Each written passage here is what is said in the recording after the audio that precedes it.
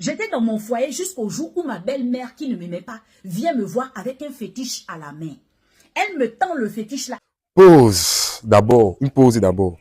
Je vais d'abord te dire que ça sera la meilleure histoire que tu vas écouter aujourd'hui. Prends ta chaise, assieds-toi. Si tu as les arachides pour grignoter les popcorn, grignote. Et écoutons ensemble la... Je vais te raconter la misère que j'ai vécue dans mon foyer. Je suis fatiguée d'écouter les conseils de ma maman. J'ai aussi besoin d'écouter les conseils des personnes qui sont neutres dans cette histoire-là. J'étais dans mon foyer jusqu'au jour où ma belle-mère, qui ne m'aimait pas, vient me voir avec un fétiche à la main. Elle me tend le fétiche là et dans le fétiche, il y avait un petit couteau noir bien aiguisé et un pagne rouge. Les deux étaient attachés ensemble. Ma belle-mère me donne ça. Elle me dit, tiens, va me mettre ça dans la chambre là où tu dors avec mon fils. Le côté où mon fils pose la tête dans son thé d'oreiller là, tu fais rentrer le fétiche là dedans. Et demain matin, quand mon fils va se réveiller, tu enlèves le fétiche doucement et tu viens me donner ça. C'est comme ça que je dis à ma Écoute très bien la vidéo. Écoute la vidéo. Fils, pour commencer, si tu veux mettre un fétiche dans sa chambre là, va mettre toi-même. Pourquoi tu m'envoies? Et de deux, je ne peux même pas accepter de mettre un fétiche sous le thé d'oreiller là où mon mari dort. Je ne sais même pas de quoi il s'agit. Depuis que j'ai intercalé ma belle-mère, jusqu'à aujourd'hui, j'ai eu des problèmes dans ce foyer-là. Je suis sortie de ce foyer-là. Et la seule chose que ma maman trouve à me dire, ma fille, retourne dans ton foyer. Oh. Tu sais que je suis deuxième femme. Ma coépouse va se moquer de moi. Ma fille, retourne dans ton foyer. Oh. Les gens vont dire que... Maintenant, je vais te raconter. Dans quel genre de foyer et dans quel genre de conditions ma maman veut que je retourne là-bas. Voici l'histoire. Je suis née dans une famille polygame, donc mon papa avait 2 femmes. Ma maman ne vivait pas avec nous, elle vivait dans un autre pays. Donc elle nous a laissés avec notre papa et sa 2e femme, plus les autres enfants de notre papa. On vivait là-bas, notre papa ne s'occupait même pas de nous, on ne mangeait pas. Notre maraque ne nous donnait pas à manger. On vivait dans les marchés. On était obligé de soulever les marchandises pour avoir 100 francs pour manger. Un jour, je suis tombée gravement malade, j'ai failli mourir. Mon papa a préféré prendre sa femme et ses autres enfants. Ils sont allés vivre au village et ils m'ont laissé là, dans la maladie. Dans le quartier, il y avait un jeune qui me draguait. Le jeune là, je refusais ses avances. Un jour, il vient me rendre visite. Il me trouve en train de trembloter comme ça. Là, j'étais malade. Je n'avais même pas quelque chose pour prendre un médicament. J'étais en train de mourir. Le jeune me dit, mais va à l'hôpital. Je dis au jeune que je n'ai pas l'argent. Le jeune a pris son argent. Il m'a amené à l'hôpital.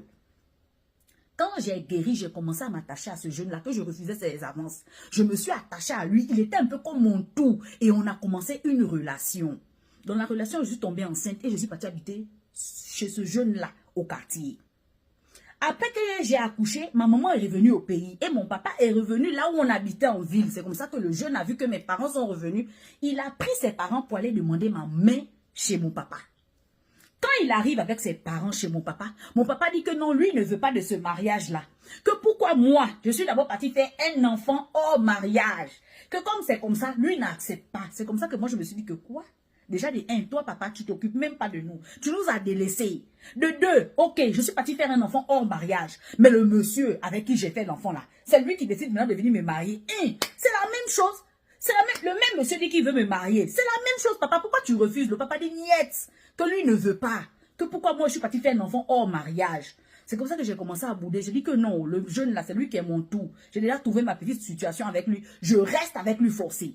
Ma maman dit que, oh ma fille, s'il te plaît, si tu m'aimes bien, si tu me respectes, écoute ton papa. Tu ne peux pas partir te marier sans la bénédiction de ton papa. Oh, écoute-le. Ton papa ne veut pas mariage. Il ne faut pas insister, ma fille. Reviens à la maison. Moi aussi, j'ai écouté les conseils de ma maman. J'ai soulevé mon bébé. Je reviens à la maison. Quand je viens à la maison, mon papa dit que quoi? Avec le bébé de quoi? Oh, soulève-moi le bébé là. C'est comme ça que mon papa récupère le bébé. Il part déposer le bébé chez son papa là-bas, chez le jeune. Il va abandonner mon enfant chez le jeune là. Je suis rentrée dans une dépression pas possible parce que l'enfant était petit. À 2 mois, comment tu peux m'arracher un bébé? C'est comme ça que je suis rentrée dans une dépression pas possible. Mon papa pensait que c'est la blague jusqu'au jour que j'ai avalé les médicaments pour vouloir me tuer. Quand on m'a amené à l'hôpital, mon papa a su que, donc c'est vraiment sérieux. C'est comme ça que mon papa est retourné maintenant, parti chercher l'enfant là, pour venir me donner l'enfant. Ils m'ont séparé du jeune. Je suis restée comme ça. Pour manger, c'était dur. Tous les jours, mon papa me frappait à la maison. Pour un rien, il me frappe. Et c'est comme ça que j'ai compris que peut-être parce que j'ai fait l'enfant, mon papa est toujours fâché. Donc il me frappe tout le temps.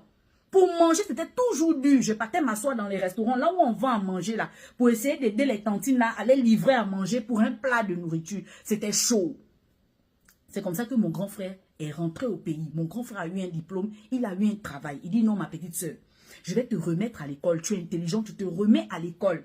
Je dis à mon grand frère que, ah, encore, j'ai déjà un enfant. Mon grand frère dit, non, je te remets à l'école tout de suite. C'est comme ça que mon grand frère m'a remise à l'école. Et j'étais en 4e. Je suis passée en 3e. J'ai eu mon BPC. Je suis passée en seconde. Et c'est en seconde que j'ai venu trouver maintenant, rencontrer mon mari. Qui est mon mari? C'était un professeur qui était venu remplacer nos professeurs en fin d'année. Un jour, l'école était terminée. Je reçois un coup de fil. Quand je décroche, c'est mon professeur. Il dit, non, tu te souviens de moi, je suis ton professeur de tant. Je dis, ah, monsieur, c'est comment? Il dit, non, moi, je ne t'appelle pas dans le cadre de monsieur. Depuis, quand j'enseignais, j'aimais te voir et tout. Donc, je veux que toi et moi, on rentre dans une relation. Moi, je n'avais pas confiance parce que c'était un professeur. Mais le genre de professeur haut gradé qui est bien. Moi, je n'avais pas confiance. Je me dis que, bon, peut-être il drague tout le monde. C'est comme ça qu'au fur et à mesure du temps, j'ai vu qu'il était sérieux. Donc, j'ai fini par accepter. Le gars s'est déplacé, venu se présenter à mes parents. Comme mes parents ont vu que c'était un professeur, en tout cas, il est haut placé. C'est quelqu'un qui est bien payé même. C'est pas n'importe qui. Quand ils ont vu que oui, c'est quelqu'un de bien, mon papa a tout de suite accepté. Après 6 mois, on va faire le mariage religieux. C'est comme ça que je vais au mariage chez le gars. Quand je vais en mariage chez le gars, je trouve que le gars habite dans une grande cour. Ses sœurs sont dans une chambre, dans une maison quelque part là-bas. Et lui aussi, il est dans une maison. Mais tout ça, c'est lui qui paye parce qu'il a les moyens. Donc, ils sont bien lésés. Quand je viens en mariage dans la cour, mon mari me dit que non, bon, comme je vis avec mes sœurs ici, c'est qu'on va faire, on va déménager, on va aller prendre une autre maison. Comme ça, toi, tu seras dans ton coin, mes sœurs seront dans leur coin. C'est comme ça que je dis à mon mari que non, le mariage, c'est pas une division. Là, c'est une façon d'amener la division. Je vous ai trouvé, vous étiez bien en harmonie. Si vous tous habitez ensemble. Si tu fais maintenant, je vais habiter dans un coin. Elles vont rester dans un coin. Elles vont voir ça comme si, genre, je suis en train de diviser à peine venue. Je vais rester là. Vous inquiétez pas. Même entre nous, les femmes, il y a les problèmes. Mais après les problèmes, on peut se réconcilier. Mon mari dit, ok, comme tu insistes, on va rester ici. Et je suis restée là. La guerre qui a commencé entre les sœurs de mon mari et moi. Quand je prépare, elles ne mangent pas. C'était chaud jusqu'à le jour maintenant que sa mère, la mère de mon mari va maintenant venir nous rendre visite. C'est là quand elle me regarde, elle dit que non, mon fils, prends une deuxième femme. Elle dit, aïe, celle-là ne me connaît même pas. Elle n'a même pas encore eu le temps de l'étudier. Elle vient d'arriver, elle dit à son fils que non, prends une deuxième femme. J'ai appelé mon mari, je dis que, hey, chérie, tu connais cette histoire de polygamie, je te dis que je ne veux pas. Je sors d'une famille polygame. C'est que j'ai vécu la souffrance, tout ça. Je ne veux même pas faire de deuxième femme. Déjà, tes soeurs, ce ne sont pas mes rivales. Regarde comment elles me traitent. Ta mère, regarde comment elle me traite. Deuxième femme encore, je ne peux pas supporter. Mon mari dit non, laisse ça, c'est ma maman, elle parle, ça va passer comme ça. J'ai accepté. Je suis tombée enceinte de notre premier enfant. Donc, mon mari et moi, notre premier enfant. Moi, j'avais déjà mon enfant, souvenez-vous. Je tombe enceinte de notre premier enfant. Depuis que je suis enceinte, toujours les problèmes, la guerre avec ses soeurs, avec sa mère, ça ne va pas. Là où eux-mêmes ils habitent, les sœurs de mon mari là où elles habitent là-bas là, leur maman est partie se rajouter là-bas. Elles ont une chambre là-bas, les fétiches qui sont là-bas. Si on ouvre la chambre là, tu vas dire que non, c'est féticheurs qui habitent dedans. Incantation, tous les jours, incantation, le feu dans mon foyer, le feu. Je ne comprends pas, tous les jours. Jusqu'au jour qu'on affecte mon mari dans un village, mais un grand poste de directeur. Donc à ce niveau, mon mari maintenant, il était devenu comme un grand directeur, il touchait les millions. Donc tous les millions que mon mari touchait là, s'il m'a trop donné une grosse somme, 15 000 francs. La seule chose que mon mari m'a acheté, c'est une moto. Et il m'a mis dans une grande école privée, là où je suivais toujours mes cours. Donc je continuais mes cours, je n'avais pas abandonné mes cours, c'est mon mari qui payait maintenant dans une grande école privée. La seule chose que mon mari me donnait, l'argent pour mettre l'essence dans la moto pour partir dans les cours. Même ma popote, c'est ma belle-mère qui touchait la popote. Je ne touchais rien dans ce foyer. J'étais devenue comme une neutre dans mon propre foyer. Et j'ai supporté. Mon mari est parti là où on l'a affecté, là-bas, il est devenu directeur. Quand il est parti, j'apprends que je suis enceinte de notre deuxième enfant. Hein. Je suis restée avec ma belle-mère et mes belles-sœurs pendant que mon mari est parti dans le petit village là où on l'a affecté. Le feu que les filles là m'ont montré là-bas tous les jours. Je suis rentrée dans une dépression là où j'ai failli mourir parce que je faisais la dépression avec la grossesse. J'avais les tensions tous les jours, perfusion sur perfusion. C'est comme ça que je décide de quitter là et de suivre maintenant mon mari au village. Quand j'arrive au village là-bas, je trouve mon mari, lui aussi il avait fait une dépression due à son poste. Il était au village. Donc je viens, je continue mon petit couple avec mon mari tranquillement. Après 2 semaines, qui arrive là-bas? Voilà ma belle-mère qui vient nous retrouver au village. Déjà, quand elle est venue, je me suis dit que celle-là, elle est venue encore ici pour nous trouver. Oh, donc j'avais le visage déjà serré quand elle est venue. Mais elle est venue avec une joie. Là où moi, je me demande que ça, c'est quelle joie ça? C'est comme si elle et moi, On s'entendait depuis la ville. Elle avait changé catégoriquement. Elle était en joie. Elle a commencé à me raconter les choses de sa jeunesse. On parlait bien. Et moi aussi, j'étais enjaillée. Je me suis dit que, oh, ma belle-mère même maintenant. Alors que c'était faux. C'était une façon de me ramollir avant la bombe.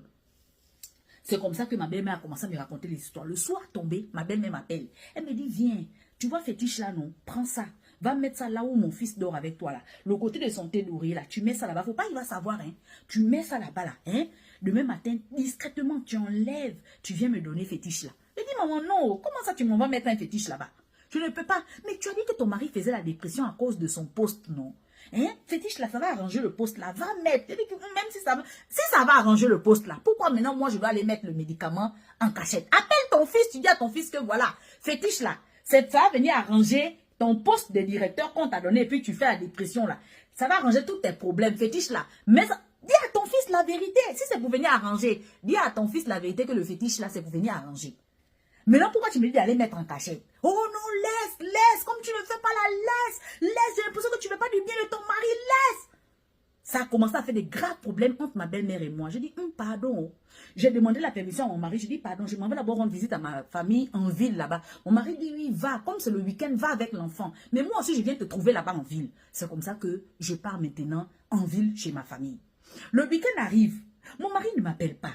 Il me donne seulement un message, il m'envoie un message, il me dit non, je suis en ville. Je me dis, ah, mais chérie, je t'attends ici en famille, viens. Mon mari ne m'a pas calculé.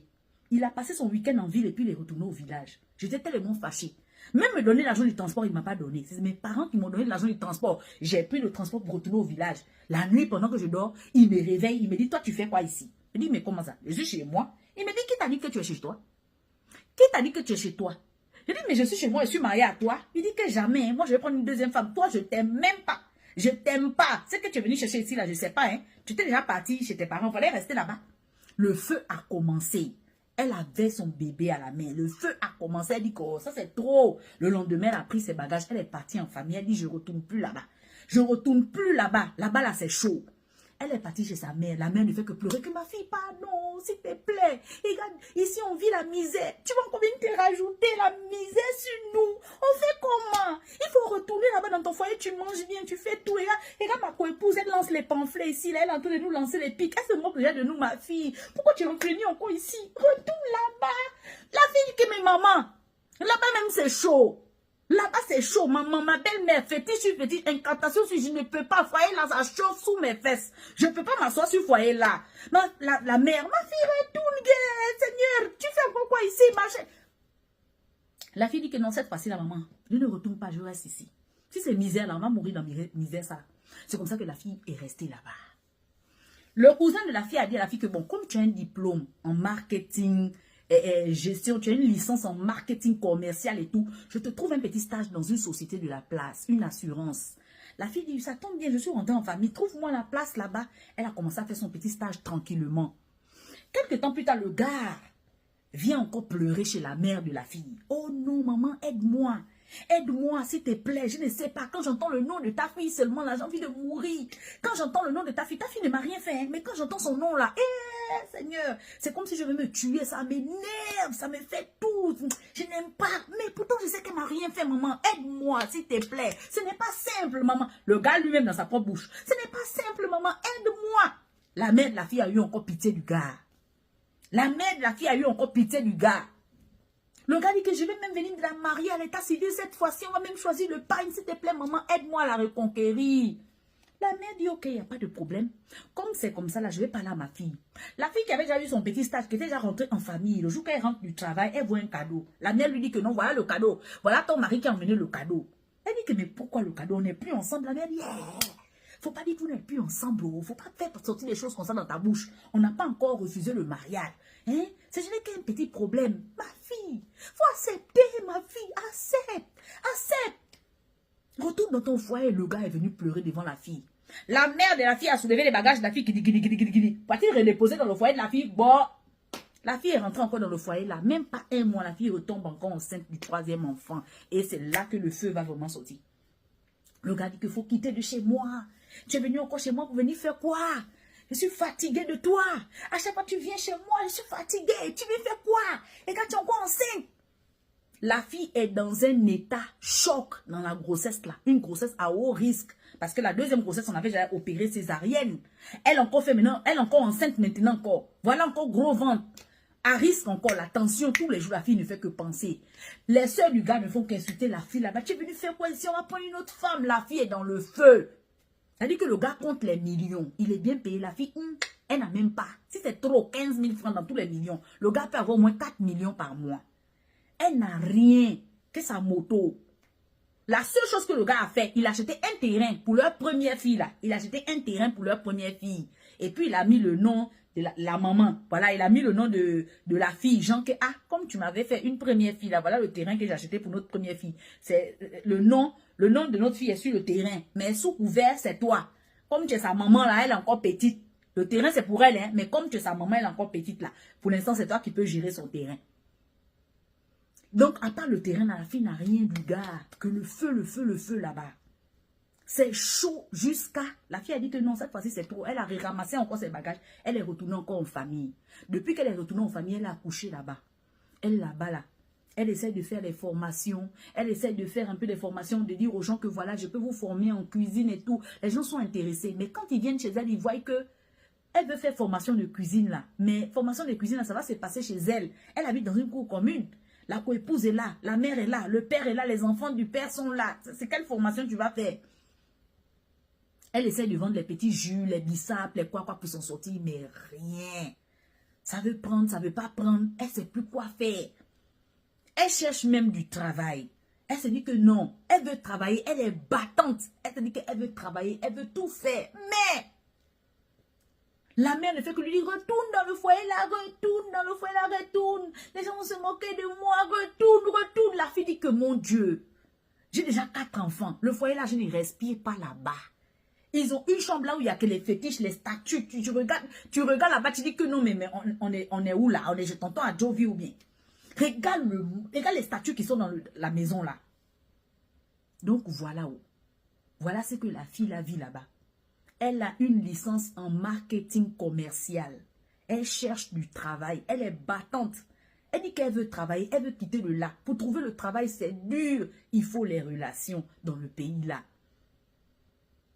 Voilà l'histoire de la fille. Donc, si tu peux lui donner un conseil, qu'est-ce qu'elle doit faire? Est-ce qu'elle doit suivre les conseils de sa maman de retourner dans son foyer? Elle doit faire quoi maintenant tout ça? Le troisième enfant, là, elle a déjà accouché. Elle n'a plus d'enfant. Elle n'a plus d'enfant dans son ventre. Donc, du coup, elle a juste le bébé. Le bébé, là aussi, là, il a grandi. Donc, du coup, voilà ça. Le gars, il revient encore. Oh, j'ai maintenant envie de t'épouser à l'état civil. Donc, voilà l'histoire. Si tu peux lui donner un conseil, qu'est-ce qu'elle doit faire dans tout ça? Parce que l'histoire, là, elle me donne même qui mal à la tête. Donc, à part... vraiment. Abonne-toi sur cette chaîne. N'oublie pas de t'abonner sur la chaîne, Dr MK.